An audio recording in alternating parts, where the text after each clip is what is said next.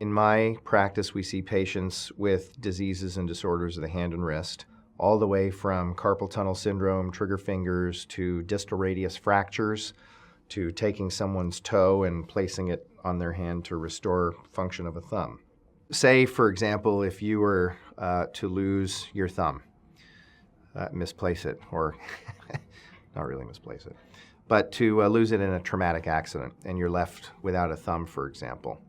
There's an operation that is fairly well known that is done wherein you take either the great toe or the second toe with the nerves and tendons and blood vessels and bones, and you actually place it on where the thumb would be, and then using microsurgical techniques, sew the nerves together so that you can have sensation, sew the tendons together so that you can have motion, fix the bones, and then sew the veins and the arteries together so that you have living tissue. So it's like a transplant of the toe up to the thumb. You know, we're at Washington University School of Medicine. This is a school of medicine. And I take that very seriously, very seriously.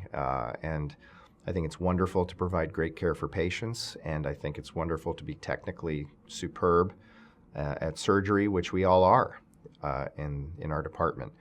But I think what makes it special for me is teaching the medical students, because I think they're really the reason that we're all here. Studying to be doctors, studying to take care of people, take care of me when I get old. It's distinct from other universities because of the high level of sophistication of what we do, the excellence.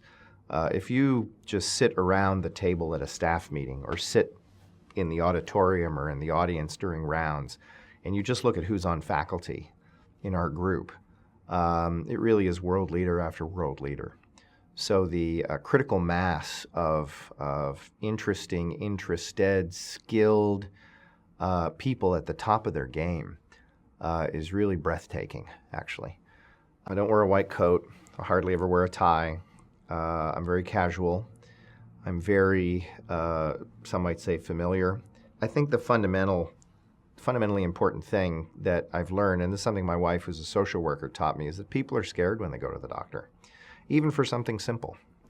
And I do my best to try and assuage those fears and show them that it's just a hand problem, and we can fix it.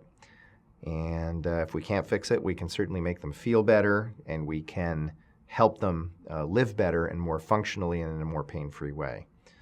So I tend to not take myself too seriously, but I take what we do very seriously.